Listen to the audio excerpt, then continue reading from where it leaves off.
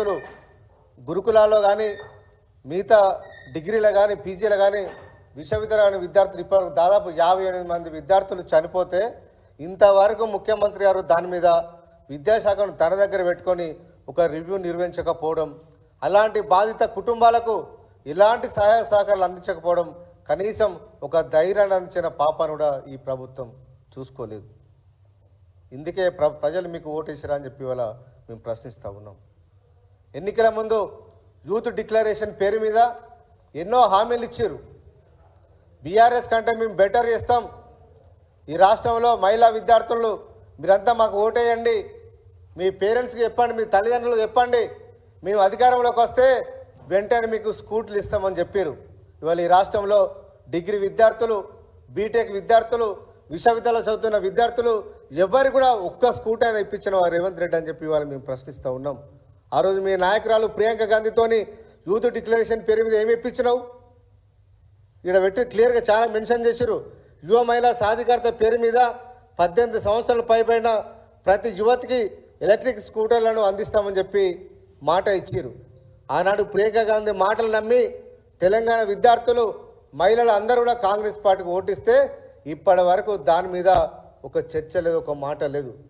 ఎంతసేపు గత ప్రభుత్వ వైఫల్యాలు అని చెప్పి కాలం వెల్లయ్యడమే తప్ప ఈ ప్రభుత్వం వచ్చినాక కొత్తగా చేసింది మాత్రం ఏం లేదనే విషయం ఇవాళ ఈ రాష్ట్రంలోని ప్రజలందరికీ తెలుసు. ఇవాళ స్కూటీల విషయంలో ఇన్ని క్యాబినెట్ మీటింగ్లు అయినాయి, ఏ ఒక్కరోజు కూడా కనీసం మహిళా మంత్రులైన కొండా సురేఖ గారైనా కానీ సీతక్కైనా ఏ ఒక్కరైనా అడిగిరా? మిమ్మల్ని చూసి కదా తెలంగాణ ప్రజలు మహిళలు మీకు కాంగ్రెస్ పార్టీకి ఓటేసింది. ఇవాళ సీతక్కకు ఎందుకు నోరు రాదు? ఎందుకు కొండా సురేఖకు నోరు రాదు? స్కూటీల విషయంలో నిలేసే బాధ్యత ఈ ప్రభుత్వాన్ని అడిగే బాధ్యత మీకు లేదా అని చెప్పి ఇవాళ మేము ప్రశ్నిస్తూ ఉన్నాం. ఇవాళ ఎక్కడ పోయినా రాష్ట్రంలో డిగ్రీ విద్యార్థులు కానీ ఇంజనీరింగ్ విద్యార్థులు అడుతూ ఉన్నారు, అన్న ఈ ప్రభుత్వం మమ్మల్ని మోసం చేసింది, మాకు స్కూటీలు ఇప్పిస్తా అని చెప్పారు, మా తల్లిదండ్రులకు కొనే స్తోమత లేదు, మా ప్రభుత్వం వస్తే మీకు ఇస్తా అని చెప్పి ఆ రోజు మాకు మాట ఇచ్చి ఇవాళ అధికారంలోకి వచ్చిన తర్వాత ఇంతవరకు ఆ స్కూటీల మీద ఉచితంగా ఇచ్చే స్కూటీలు ఇంతవరకు ప్రభుత్వం నిర్ణయం తీసుకొని చెప్పి చాలామంది ఇవాళ అమ్మాయిలందరూ ఇవాళ ఆక్రోశాన్ని వెళ్ళగక్కుతూ ఉన్నారు.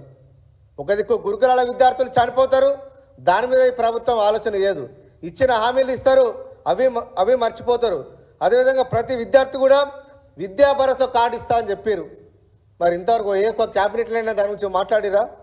ఓ విద్యాశాఖ మంత్రి ఉంటారన్న కనీసం ఈ సమస్యల మీద ప్రభుత్వంలో అధికారులతో ఒక సమీక్షించుకొని ఇవన్నీ ప్రతిపాదనలు ప్రభుత్వం దగ్గరికి క్యాబినెట్ దృష్టికి తీసుకెళ్లే పరిస్థితి సపరేట్ మంత్రిత్వ శాఖ ఉంటే మంత్రి ఉంటుంది, ఏర్పడేసే అవకాశం ఉంటుంది.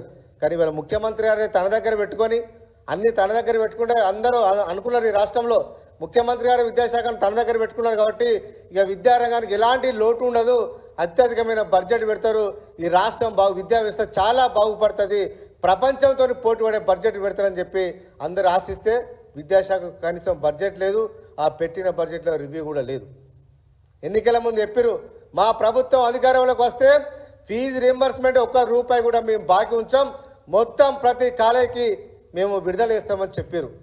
ముఖ్యమంత్రి గారు బాధ్యత తీసుకున్న తర్వాత అన్ని కాలేజీలతో ఇంజనీరింగ్ జేఎన్టీయూలో ఒక మీటింగ్ పెట్టి మీకు అందరికీ ఒక గ్రీన్ ఛానల్ ఏర్పాటు చేస్తున్నా, ఏ ఇంజనీరింగ్ కాలేజ్ కానీ inter college degree college fee రీంబర్స్మెంట్ను ఏ ఒక్కరు కూడా బకాయి చేయం, గ్రీన్ ఛానల్ ద్వారా మీ అందరికీ ఫీజు రీంబర్స్మెంట్ బకాయిలు అన్ని విడుదల ఇస్తా అని చెప్పారు.